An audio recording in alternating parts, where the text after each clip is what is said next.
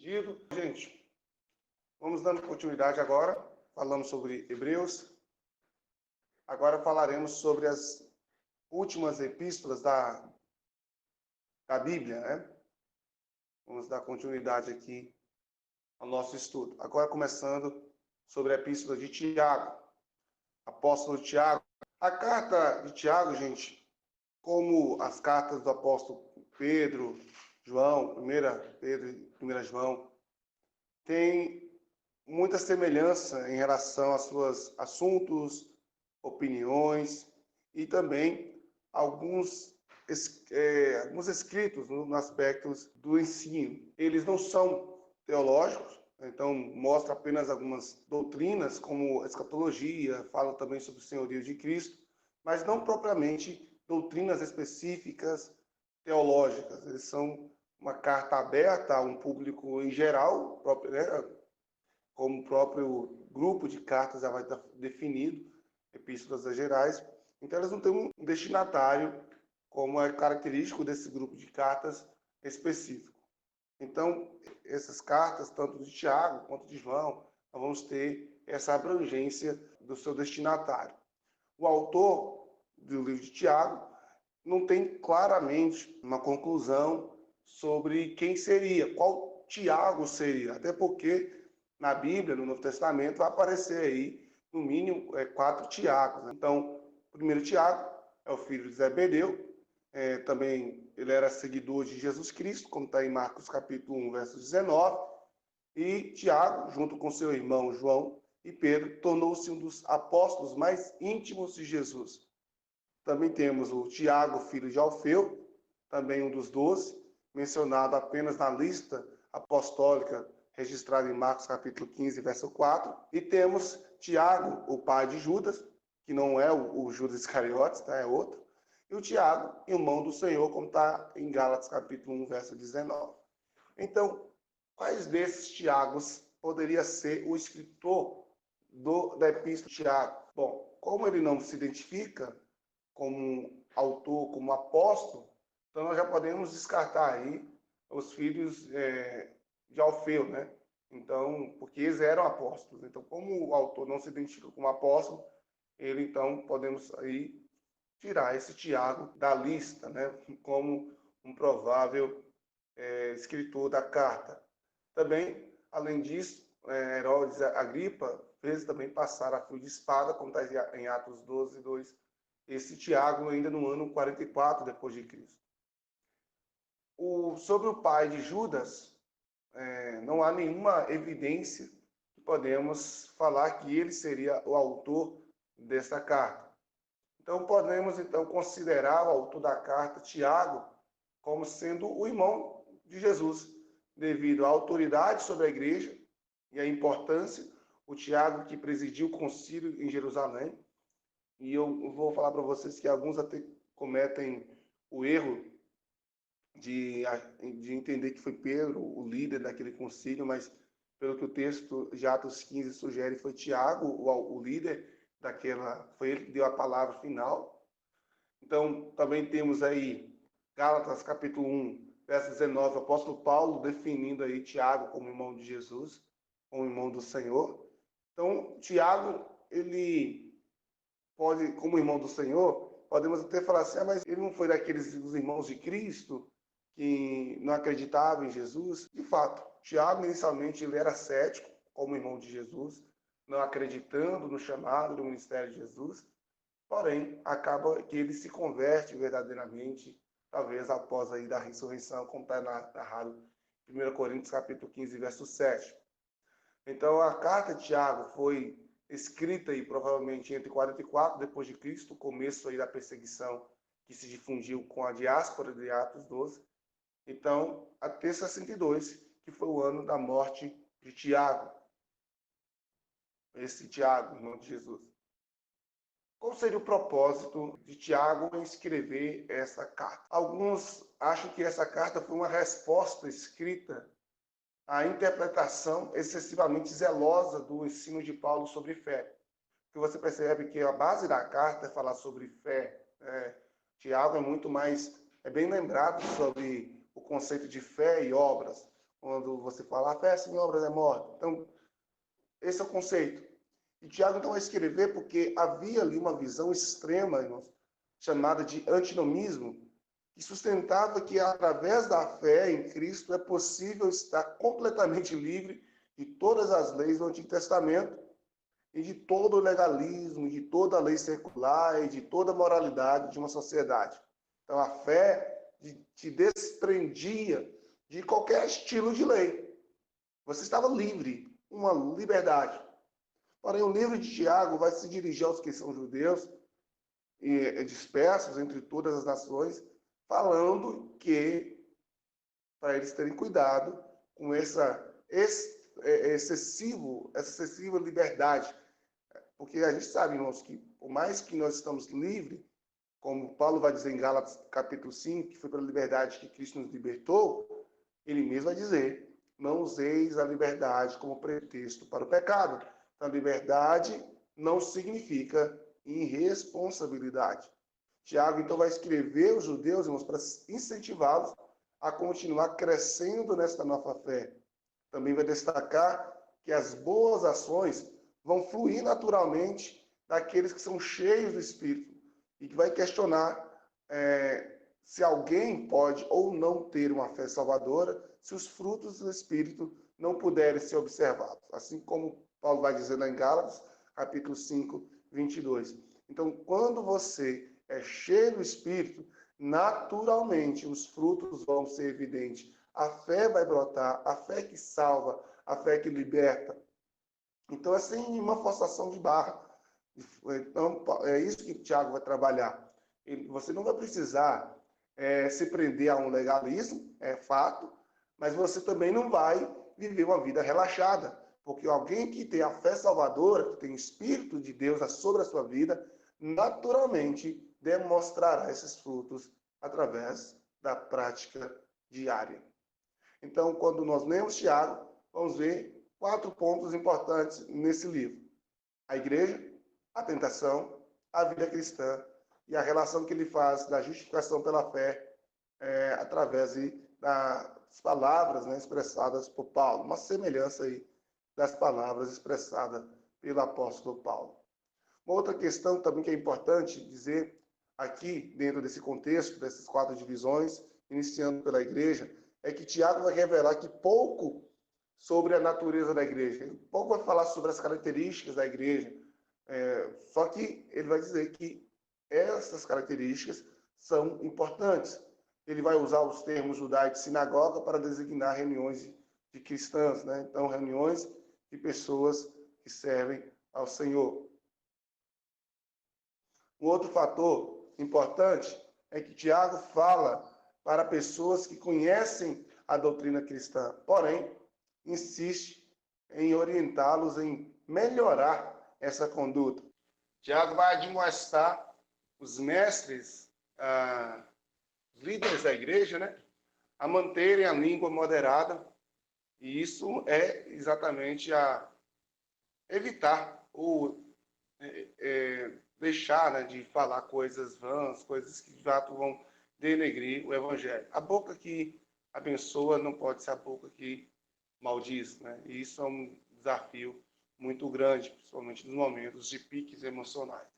E Tiago, então, vai escrever falando que um grande navio é dirigido por um pequeno leme. Então, a gente precisa, controlando a língua, vai controlar todo o corpo. É isso que Tiago vai trazer também na sua epístola.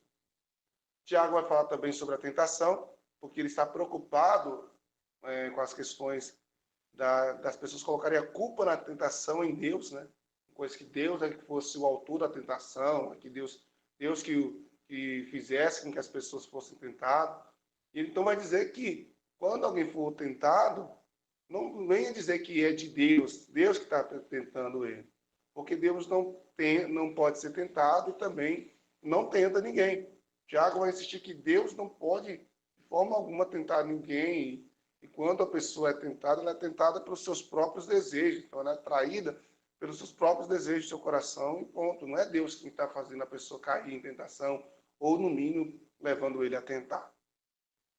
Então, sobre essa questão da tentação, a tradução em português vai ser concupiscência, acaba não sendo adequada, por quê? Porque esse termo vai gerar, geralmente ele é usado para tentações e pecados sexuais. Então, o pensamento de Tiago não é apenas a questão do desejo sexual, né?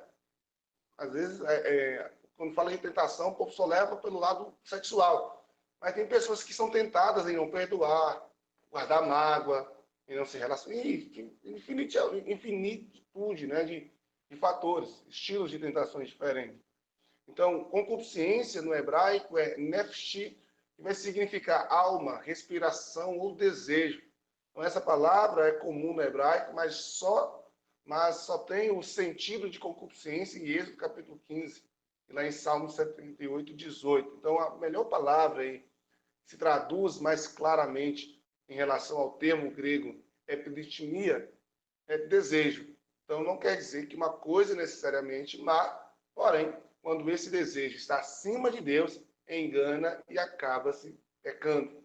Então, um exemplo claro é de Lucas 12,16, quando aquele jovem rico lá vai querer acumular dinheiro, vai querer acumular coisas, e aí ele é interrompido quando o Senhor diz, louco, se pedir a tua alma hoje, o que tem preparado? Né? Falei jovem rico, mas aquele homem que teve uma boa colheita, e aí no ano que vem, no ano próximo, ele queria ter outra colheita bem maior. Então, esse desejo, essa vontade, quando ela está acima daquilo que é a vontade de Deus, ou o querer de Deus, acaba gerando uma tentação.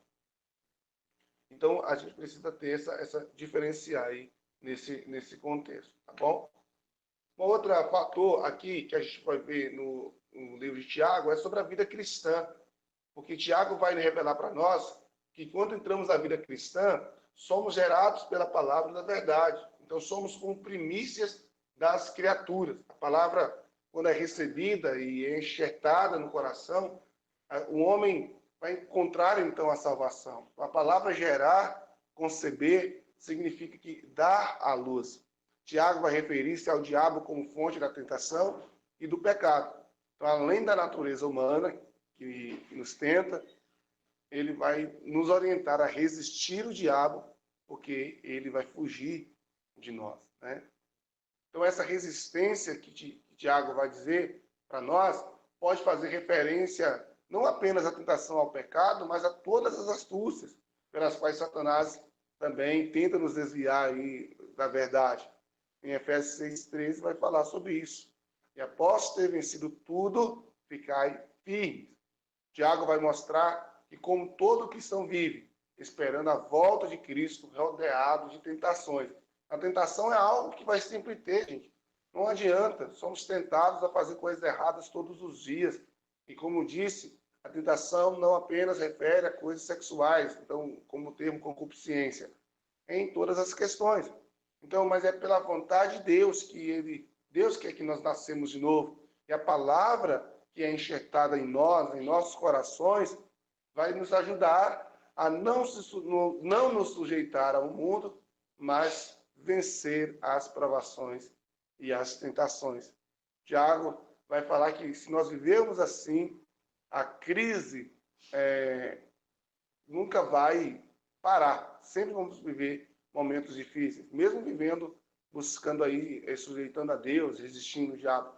Sempre teremos momentos de crise, porém, nós temos que ter a certeza que quando Jesus voltar, isso tudo vai acabar. Um dia a tentação vai acabar, um dia as provas vão acabar, um dia as lutas vão acabar, e esse dia será na volta do Senhor Jesus.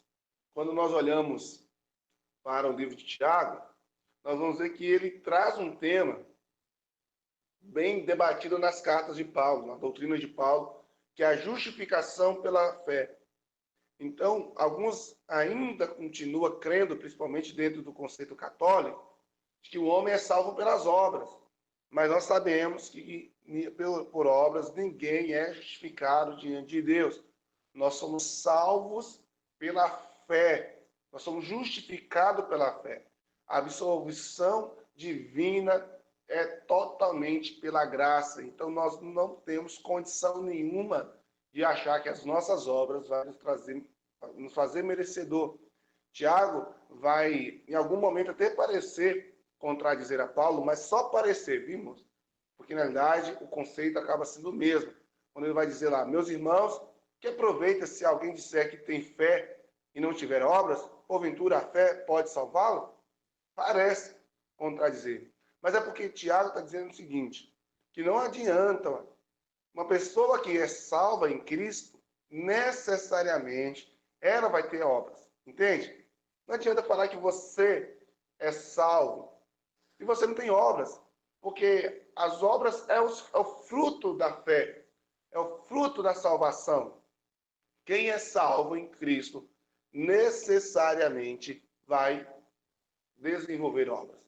Por isso que a fé sem obras é morta, porque é uma fé que verdadeiramente não está firmada, é uma fé que ainda está em desenvolvimento, podemos até dizer assim. Então, os leitores de Tiago passavam por situações difíceis, como todos nós passamos. Então, Tiago vai escrever para encorajá-los dentro da perspectiva da maturidade cristã. Ele vai falar sobre a aprovação, vai reforçar a fé. A fé vai produzir perseverança.